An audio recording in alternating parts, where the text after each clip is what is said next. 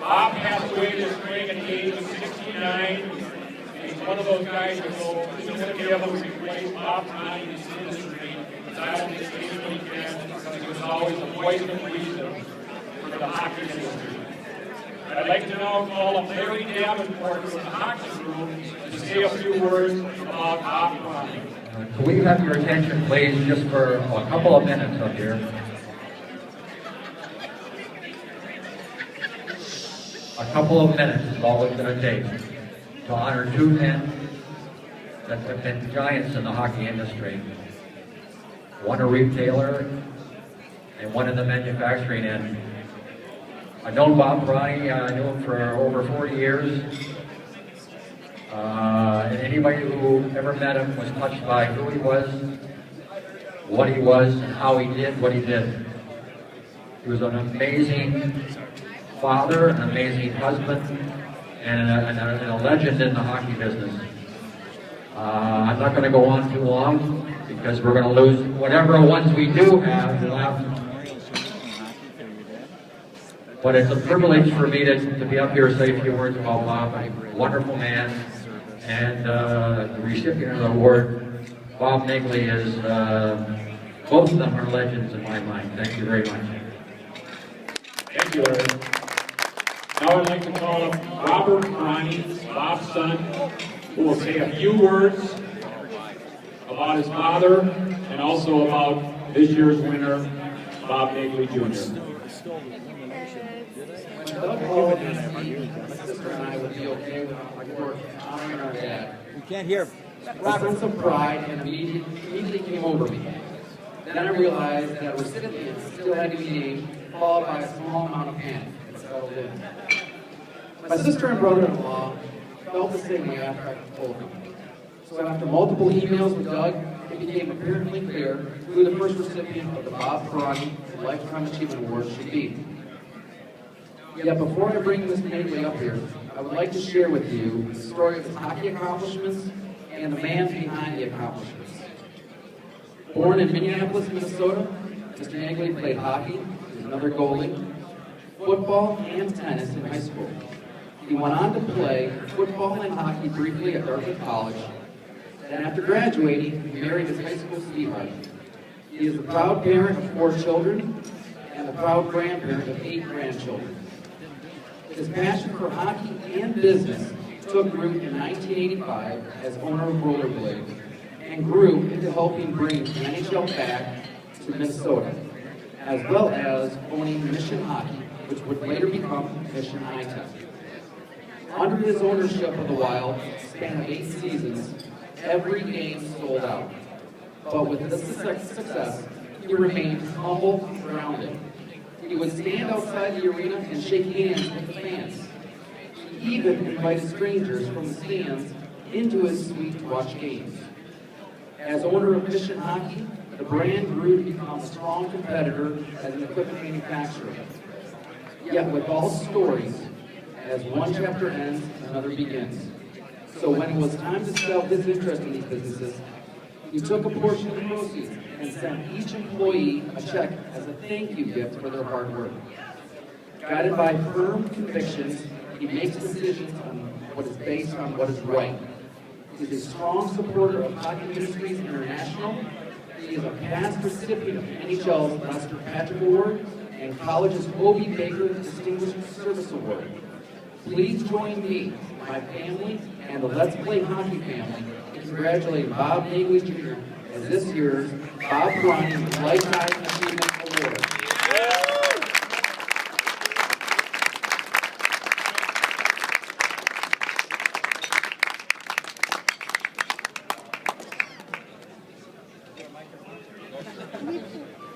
You know, my children always said that I was never at a loss for words. But all of you have raised children, you know that's very important. You'll never be at a loss for words. I'd like to thank Let's Play Hockey. They've created a great tradition in Minnesota and nationally. Put on this show every year. We've been a participant for many years. Mission Hockey, we're Mission High-Tech, and it's a wonderful opportunity here today. So thank you, Doug. Thank you, Linda. Thank you for taking the risk to put something like this in. I have my son Bob here, Robert, where I was. We would not be in the hockey business if it hadn't been for him at the days of rollerblade.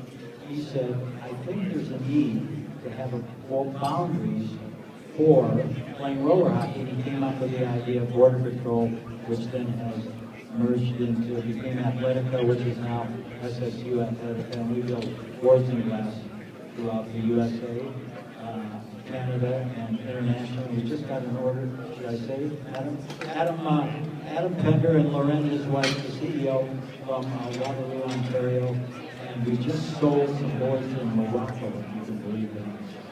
Nice place to be.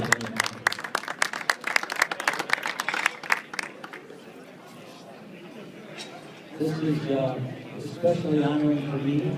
I knew Bob not long, but I knew him well. I knew him when Chris was in the midst of fighting cancer. She showed up on many prayer lists that we came across, and so we had the opportunity to pray for her in her time of need. And I had the opportunity to meet with Larry Davenport before, who'd been a great friend of ours, and he had made some wonderful comments. And we talked about Bob, the goalie, went to St. Lawrence. He was, I believe, the most valuable player in the 1966 NCAA tournament. Was a goalie from St. Lawrence. Look at this, a poor Italian kid comes to Toronto and winds up meeting a gal from Moose Jaw, Saskatchewan, who's in nursing school. Was that a story made for television? For certain. And they raised a great family. And what Larry said was this: it was a wonderful balance because Chris was always managing the money and saying no, and Bob was an consummate entrepreneur who was always saying yes. Give me another opportunity. And he liked to buy and sell all the time. And he started out with just an exotic fish, and then went into a pet store, and then bought closeouts in hockey closeouts. So what a magnificent career. He was and Larry had the experience of putting together the buying group with him, which became the power buying group in hockey. And it really stabilized and gave focus. So people had smaller dealers to put together an opportunity to make good buys at reasonable prices. So, and then talking with Robert, who represented you too, so both kids worked for the company. Remember, since Robert, since you were 13 years old, working for your father. And so my parents were just parents. They just weren't lovers. They just weren't married couple. They were partners. And they were not only partners in life, but they were partners in business. And then everything changed in 2006 when Chris died. And I remember when she was on one of our prayer lists. And it was a horrible experience to go through for the family and for all of us who are his extended family. This is really kind of the industry memorial service for Bob Perani. So we're grateful that you took the time to do this and design this. The family as we are. They were married 39 years. They had a great marriage. Bobby said this, that life lessons that Dad had, nothing in life is easy. If it was easy, everybody else would be doing it. Welcome to the hockey business. And he had a work ethic, and he was fair, and he was a teacher. And when early in 2006, Chris was diagnosed with it, we were at a meeting in Naples, had dinner with him. We knew what was on the line for Chris, but neither one of them was dismayed. And they were fighters to the end. And then the shock came. Robert called it a sudden shock, the phone call, and it was all over. And I said, how did you possibly go through?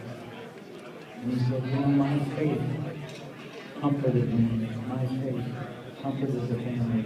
And that's the only thing they had to do. And he cared for the rest so much. He really treated them as a family. And our experience was at Mission, just what Robert has said, that if you were the young guy, the young company in the block, that Perani would give you a chance. And I'm sure that many times to the lament of your mother said, why did you buy that product? But he always had faith in the companies that were coming out of the chute, that were the entrepreneurial companies, because he had been that type of person as well.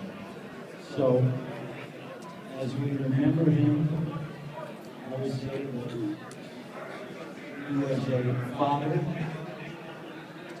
he was a friend, he was the founder, and he was a focus. And with that, we're all grateful. Thank you very much. I received this gift. It's a deep honor and privilege.